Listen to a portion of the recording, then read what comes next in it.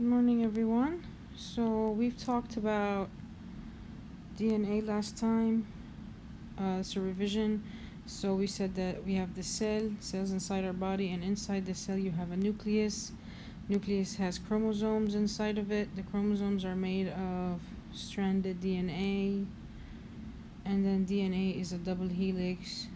Okay, that's made of nucleotide base pairs, and we learned about the nucleotide base pairs, and that A pairs with T and that G pairs with C, like a puzzle. C, A, T, G, and C, like a puzzle. We learned that this whole thing is a nucleotide. This alone is called a base. Okay, so now we're going to be learning about, we also learned about, not tonight, today, sorry. We also learned about gene. Okay, that the gene is a part of the DNA, it's a segment of the DNA. Okay, and today we're going to learn about protein. Okay, protein is an important molecule that is needed to build and repair the body structure. Okay, proteins are made up of small molecules called amino acids. So like this might be protein, okay, and the protein is made up of amino acids stuck together like that. Okay, proteins are important for the body. They're building blocks. Okay, they're needed for repair, structure, everything. And they're made of amino acids. You have 20 different kinds of amino acids, and amino acids together, paired up like this, make a protein. Okay? Now, how does this happen? A specific sequence of 3 bases, every 3 bases of a gene code for a specific amino acid. Meaning, every 3, okay, are a code for an amino acid. And these are the amino acids. You have, this is an amino acid like met, a PHE, gly, SER, val, LEU. So these are amino acids.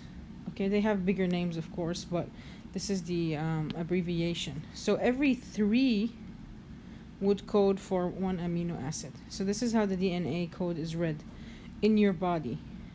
Okay? A chain of amino acids produced by a gene depends on the order of triplets. Every 3 here, 3 bases, are called triplets because they are 3. Okay, they're called triplets. So for example, a triplet that is CAA codes for the amino acid val. Okay, so here they're telling you to fill this out, the diagram. So val, we would have to make here CAA and actually draw it. Okay, gly would be CCA. CCA would code for gly. Okay, met would be TAC. So this would be TAC. I'm sorry.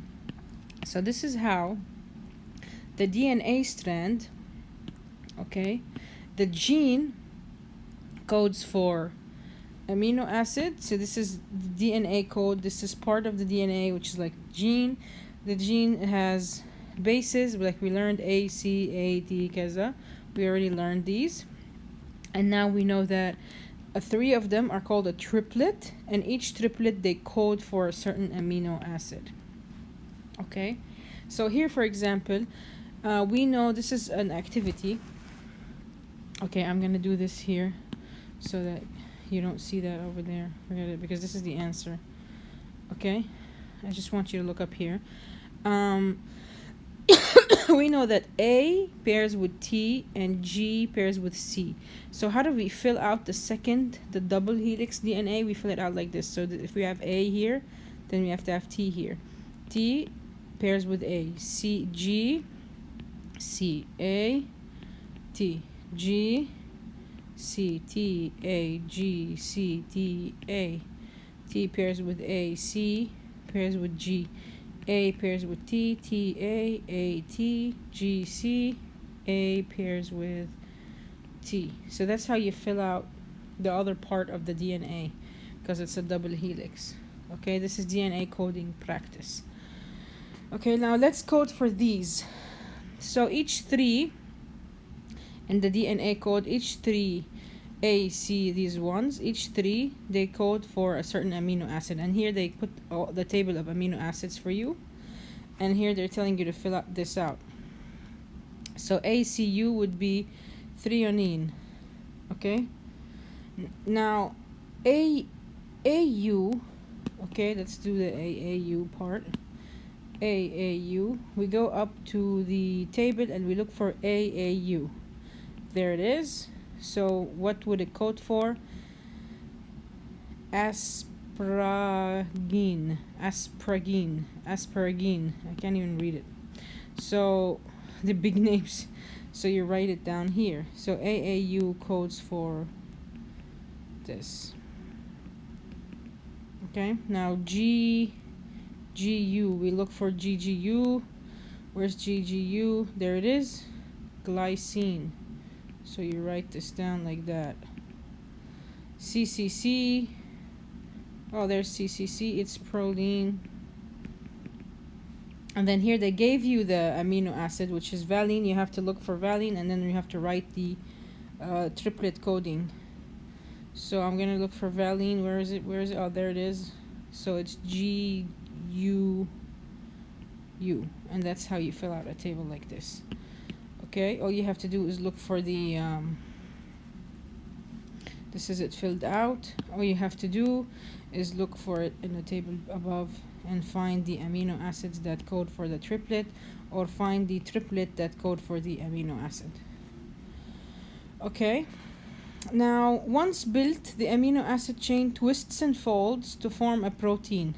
A protein shape is linked to its function. Okay, so the amino acids, when they form, okay, these are amino acids forming a protein. Look at that.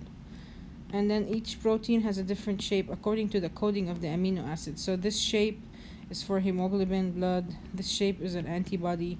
These shapes are enzymes. These shapes, so these are all kinds of proteins, and they have different shapes because of the coding. Okay, because of the coding and because of the coding of the DNA, basically they have different shapes because DNA depends on how the DNA is coded. They read the code and then they make the shape. Okay, and each shape has a different function. Function means job. Each shape has a different job.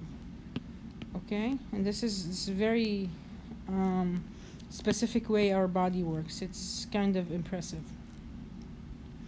Mutation is for next week. That's all you had to know for today.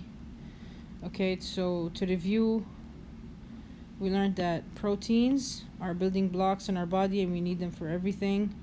Proteins are made of amino acids. We have 20 different kinds of amino acids. Okay, each 3 bases, they code for 1 amino acid. And we learned how to write the coding here according to the pair of A and T, C and G. According to this pair, we know how to write these. Okay, and then we learned how to do this table.